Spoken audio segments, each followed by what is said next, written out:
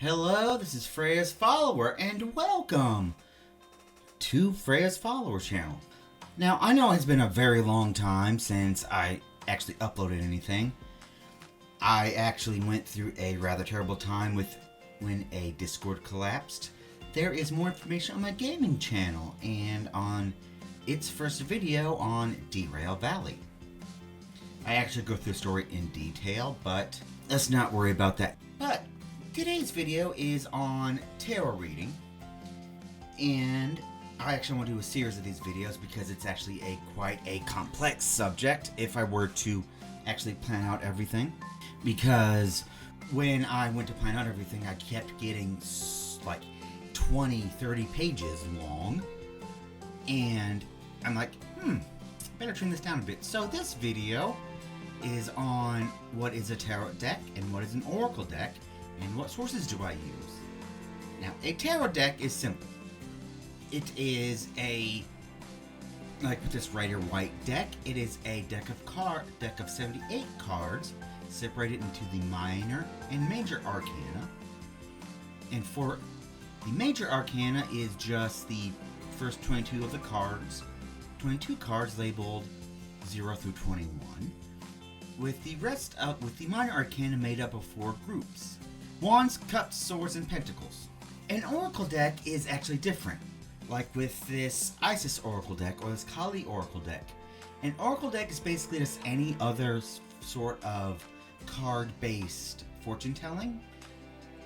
It doesn't have a real set limit, because a tarot deck has its history dating back to the 15th century, when it started from playing cards, and groups would use these playing cards as a form of fortune telling. These cards became what is known as the Rider-Waite deck, or rather, that is what they evolved into over time. But an oracle deck is really defined by the person who makes it. Like this Isis Oracle right here. And I'm probably going to get demonetized for that, but oh well. This contains 1, 2, 3, 4, 5, 40, 41, 42, 43, 44, 45, 46 cards, each with their own meaning, but each meaning is determined by this book. It is the same thing with this Kali Oracle deck. This Kali Oracle deck,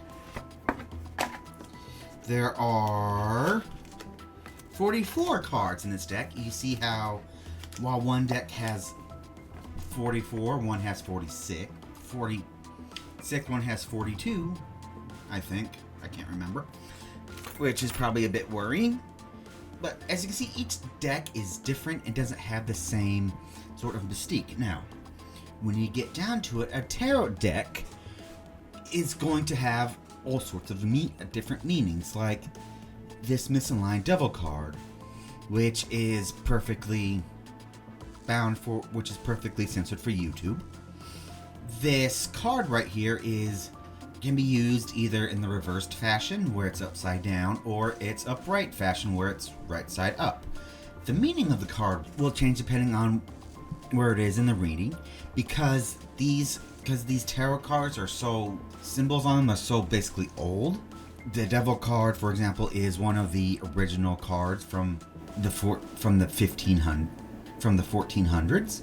I can go through and determine each type of symbol, but to give a quick rundown, you have the devil on top and 2 figures down below.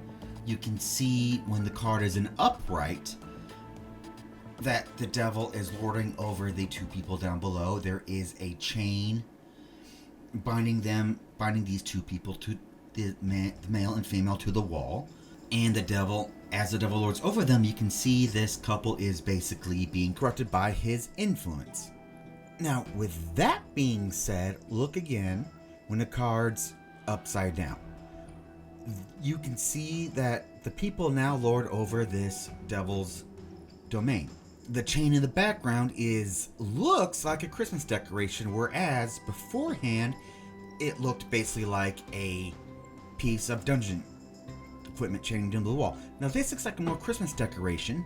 Now my personal interpretation is that when upside down, this card shows an influence that might not be as severe as you think. Like, I had this card in reading once where someone asked if this was someone took a job in music, editing music, I think it was.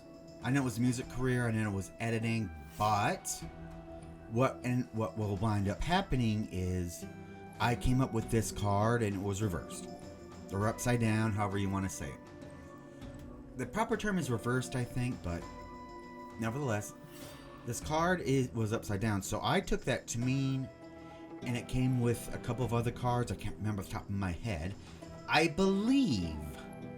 But this entire, one was a reverse King of Pentacles, which symbolizes a masculine figure, usually one that is dominant. But with the tarot, with the devil upside down, my interpretation was that you're going to run into people who will harass you, who will bind you who will basically attempt to bind you. Basically say, hey, you have to do it my way or the highway. But remember that even though they might say this, you are not bound to what they say. You are more free than you realize. Now, with that being said, I have several books. One being the Tarot Spreads with 122 layouts. Ooh, and before I forget, a tarot spread is basically a tarot deck. It's basically how you read the cards. Like this example from the Ultimate Tarot Guide. It's basically telling me what layout the card should be in and what layout the card should be in and what they mean in that position. This card means it relates to the past. This one means the present. This one to the future, for example. Now, this one has... Now, each book that I showed you is going to have different information. Like this one has information on the tarot cards. For example, the 22 cards of the major arcana provide an actual message and at the same time present individual and collective models, or archetypes. They are organized in several distinct systems. See page 30. The 4 elements are used for interpreting the 56 cards of the minor arcana. They are commonly assigned to 4 suits: wands, cups, swords, and pentacles. By the way, you might have a tarot deck that's renamed these. I know some have. I don't have them. I found them and they actually seem quite beautiful. For example, fire. Wands represent the element of fire. They stand for willpower, vitality, zest for life, creativity, and growth. The world of wands is a world of initiative and action, engagement, accomplishments, and power. The wands also deal with enterprise and entrance, identity, self-confidence, intuition, enthusiasm, and success. Aries, Leo, and Sagittarius are the astrological signs assigned to the wands of element, or to the wands and the element of fire. The cups element represent the element of water. They stand for life, for the soul, inner life, and the unconscious. Their world is the world of feelings, moods, premonition, inner voices, and spiritual experiences. The cups deal with intuitive awareness and knowledge, sense, meaning, joy, sadness, emptiness, and abundance. Cancer, Scorpio, and Pisces are the astrological signs assigned to cups and to water. And I want you to pay attention to that because I'll mention it here real soon. The swords represent the element of air. They stand for the mind, mental energy, awareness, knowledge, and intellect. The world of swords is a world of recognition, decision, ideas, and judgments. Swords deal with thought, imagination, conscious and explicit awareness of the world and the self, originally freedom, learning processes, and clarity. Libra, Aquarius, and Gemini are the astrological signs assigned to the swords and the element of air. Which remember that as well. Pentacles represent the element of earth.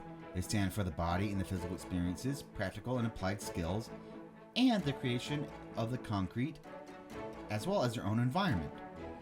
The world of the Pentacles is the world of results, facts, and production, physical awareness, and impressions. Pentacles deal with work, nature, and community, and connections to the earth, self-awareness, and security. Capricorn Taurus, and Virgo are astrological signs assigned to the pentacles and the element of earth. Now, I want to mention something. Did you notice that Aquarius was assigned to air and not water? Aquarius is a water sign, isn't it? I don't know why it would be in air, which brings me to another point. Even though this book said it has specific interpretation, I really don't use signs when dealing with the tarot deck. Just for that reason.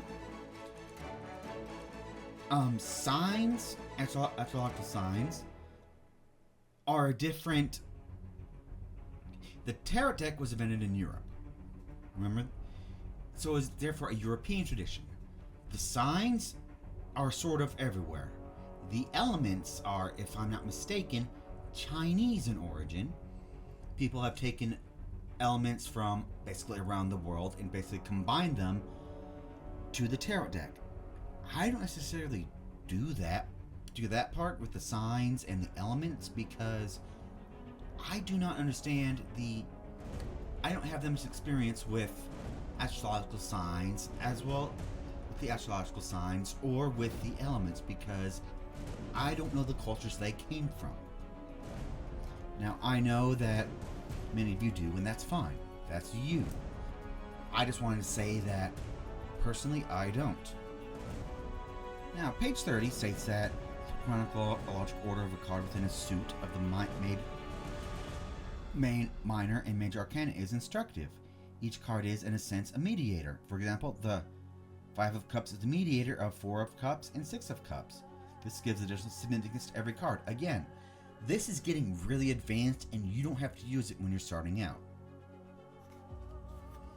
Now it goes on. Now this book goes on more about the various stages. Like cards 1 through 7 of the minor arcana are the elementary stage. The second is a spiritual stage and the third is a cosmic stage. Now as the tarot deck evolved, different thought patterns basically evolved regarding these cards. I can read this book and find different material in this book. This book, the tarot spreads and with 121 layouts, will have different info than the Ultimate Guide of the Tarot. Now, the Ultimate Guide of the Tarot actually has some really good information. I recommend it to people first starting out. Did I ruin my book? That's dang, I think I did. Dang. Anyway, like the Ultimate Guide to the Tarot has information on the symbolism of the different cards and a basic amount of history. I use it starting out. There are some really good practice spreads inside of it relating to the different cards of the major arcana to help you study. For example, the Fool. The Fool has its own spread. This spread, for example, is really good for what do I need to follow my path in life, or is this a risk worth taking? It's really good for answering specific questions, and it's also really good practice to get to know your deck. Now, if I wanted something in depth about the card history, 78 Degrees of Wisdom goes in depth on each of the cards, as well as some rather more detailed significance. I know a lot of, like I mentioned the Devil earlier. I got that interpretation from the Ultimate Guide to the Tarot. I did not find that interpretation in 78 Degrees of Wisdom. Your tarot deck or your oracle deck is basically up to you. Is basically your, how do I put this? Your tool for interacting with the universe. Now I also have tarot spreads. Now it basically goes to explain more in depth about what the spread is and why it is that way, and how each card relates to each other. Now I know the Book of Tarot Spreads and the Complete Book of Tarot Spreads are really kind of the same deal, but they each have different spreads. You can find a lot of them on the internet. Biddy Tarot, for example, has a bunch. Now, if I'm doing a simple drawing, a 3-card draw is good. Now, with that being said, that's all I currently have to say about tarot decks as a beginning. The Ultimate Guide to the Tarot Spreads and Complete Book of Tarot Spreads work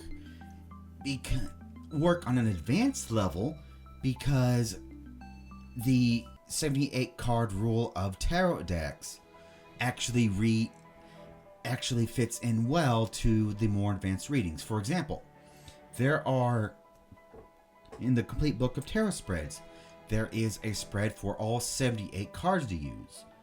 That won't work for either the Isis Oracle or the Kali Oracle.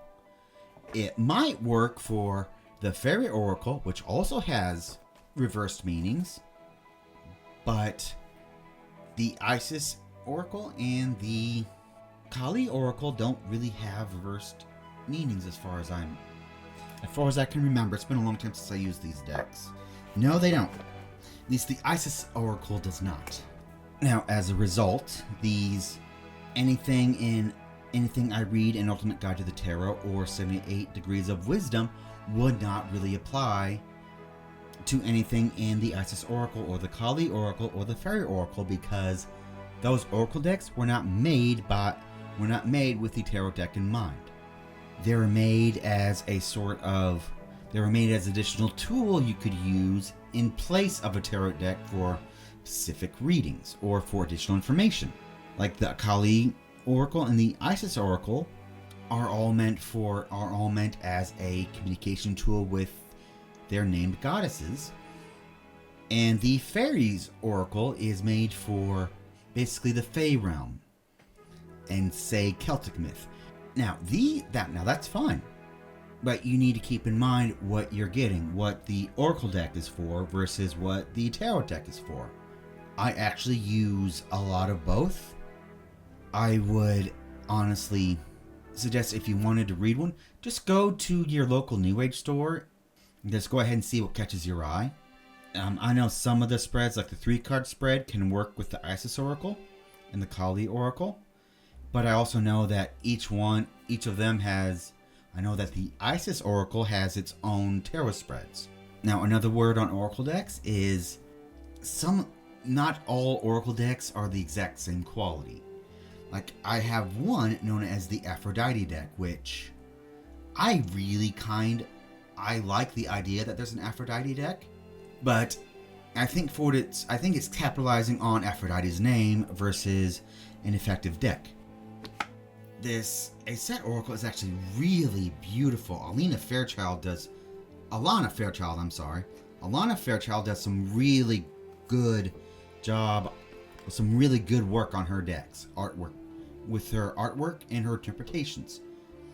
She even has specific rituals for each card where if you draw that card on a certain day, there is a small little ritual within that book to help you get into contact with the goddess herself, and see what she's trying to tell you. Now, there are some Oracle decks where it's just an Oracle deck. You're basically going after the universe. I'm also of the opinion that every deck has value. Like this Aphrodite deck right here. It was $40, which, look at some of these cards. Each card says, "My beautiful child, my beautiful child." Now it's time to seek a company of like-minded sisters. It definitely had females in mind, which, as someone who identifies themselves as gender fluid, fine. I'm fine with that. There is a lot of sexuality here, but at the same time, a lot of these sexualities aren't all white. Like the Isis Oracle has a more Mediterranean look to their cards. It's not a white Caucasian female. It's actually Egyptian clothing.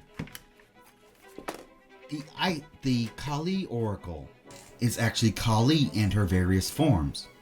The Tarot deck, the Kali Oracle is Kali in various forms. The Fairy Oracle features fairies of all shapes and various colors. Now, that being said, my tarot deck is all white dudes. It's all, like, I'm not going to even sugarcoat it. It's all white dudes, and for something that was made in Europe, that makes sense. For something that represents beauty, having one card be a black female, one card Mediterranean female, one card Indian female, having different shades of skin color makes absolute sense. I like that part of this deck. But this deck, from what I've been able to tell, is you have to be really specific with it. I would not suggest you start out with this, with the Aphrodite Oracle. I would suggest you start out with the Rider White deck, or the Kali Oracle, or the Isis Oracle if you are so inclined. Maybe even the Fairy Oracle if you're so inclined. But I have to be real careful with the Aphrodite Oracle because, like, one of the cards flat out, like, one of the cards simply states, hey, they're your soulmate.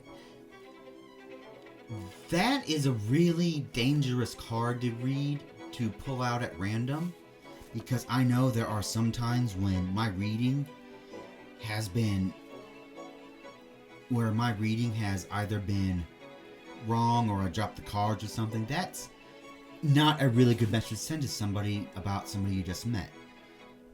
So you have to be real careful about what you pull, and you have to second guess yourself a whole lot more than I would with any other deck. Now, if we're just starting out, I normally recommend you start out with the Rider White deck and then branch out. Learn the basics with the Rider White deck. There, as you can see, I have 4 books just on that can cover just the Rider White deck alone and they cover various history, various reading techniques, various spreads. But with the Oracle decks, I only really have the book they came with, because only the book they came with is the one that's able to actually cover that deck. But I hope everyone found this informative. Soon, maybe in the next week or two, I actually hope to start actually reading. If you would like for me to go over the cards themselves, please leave a comment below. And everyone, please have fun and enjoy.